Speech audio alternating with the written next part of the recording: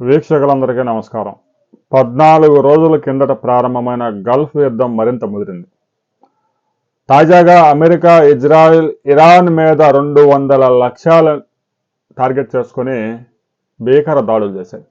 మరొక వైపు Iran Gulf దేశాల మీద చిన్న డ్రోన్లతో పెద్ద విధ్వంసం సృష్టిస్తూ ఉంది.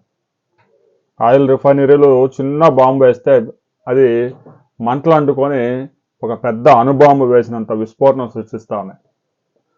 తాజాగా ఒమన్పై ఇరాన్ చేసిన దాడిలో, భీకర దాడిలో 2 భారతీయులు కూడా ప్రాణాలు కోల్పోయారు.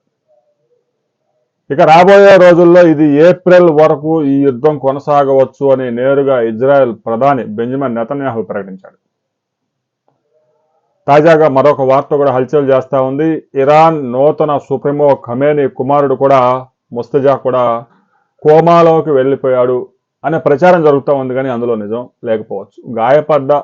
ఆయన గాయపడ్డాడు అనే విషయాలు మాత్రం అంతర్జాతీయ మీడియా ధృవీకరించాయి. కోమాలో ఉన్నాడా లేదా అనే విషయాన్ని మాత్రం ధృవీకరించలేదు. అమెరికాతో యుద్ధానికి ఇరాన్ ఎప్పుడో సిద్ధమైంది. అగ్రనాయకత్వాన్ని అమెరికా చంపివేసినా కూడా యుద్ధం ఎక్కడ ఆగకుండా వారు తీసుకున్న వ్యూహాలు ఇప్పుడు అమెరికాని ముచ్చమటలు పట్టిస్తా ఉన్నాయి. ఏ స్థాయిలో నేత చనిపోయినా కూడా దిగువ స్థాయిలో వాళ్ళు స్వయంగా నిర్ణయాలు తీసుకునే అధికారం కల్పించారు. 31 విభాగాలుగా సైన్యాన్ని విభజించి గెరిల్లా యుద్ధాలకు సిద్ధమవుతా ఉన్నారు. దేశ సుప్రీమోని చంపినా, అధ్యక్షుడిని చంపినా, రక్షణ మంత్రిని చంపినా, సైనిక అధికారులను, జనరల్స్ని చంపినా కూడా యుద్ధం మాత్రం ఆగడం లేదు. దీనికి ప్రధాన కారణం ఆ బెటాలియన్కి ఉండే వాళ్ళు ఎవరికి వారే స్వయంగా నిర్ణయం తీసుకునే శక్తిని డిస్ట్రిబ్యూట్ చేశారు, డిసెంట్రలైజేషన్ చేశారు.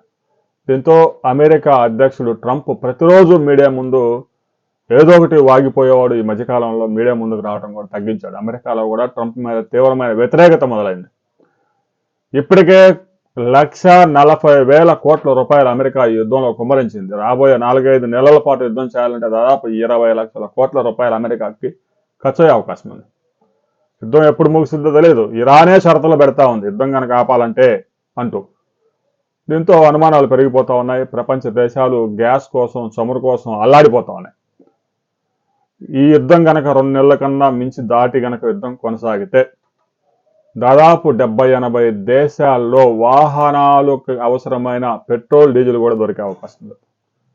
రాబోయే కొద్ది రోజుల్లో ఈ యుద్ధం కీలక మలుపు తీసుకోబోతా ఉంది.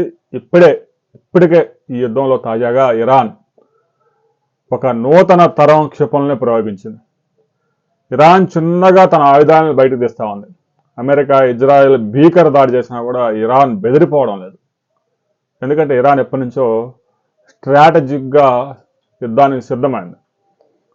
చిన్న ఆయుధాలతో పెద్ద దెబ్బ ఎలా కొట్టాలి అనే విషయాన్ని ఇరాన్ ప్రపంచానికి చాటి చెప్పింది. ఇరాన్ అనుసరిస్తున్న యుద్ధ వ్యూహాలు అమెరికాని, ఇజ్రాయెల్ని తికమక పెడతా ఉంది. అమెరికాకు చెందిన యుద్ధ నౌక అబ్రహం లింకన్ మీద కూడా దాడి చేశాము అని ఇరాన్ చెప్తా ఉంది. ఆత్మాహుతి దాడి చేసే ఆయుధాలను సిద్ధం చేశారు. దీంతో ఆ అమెరికాకు చెందిన యుద్ధ నౌక హార్ముజ్ జలసంధిలోకి ప్రవేశించడానికి వణుకుతా ఉంది. రాబోయే కొద్ది రోజుల్లో ఈ యుద్ధంలో ఒక కీలక మలుపు చోటు చేసుకోబోతా ఉంది.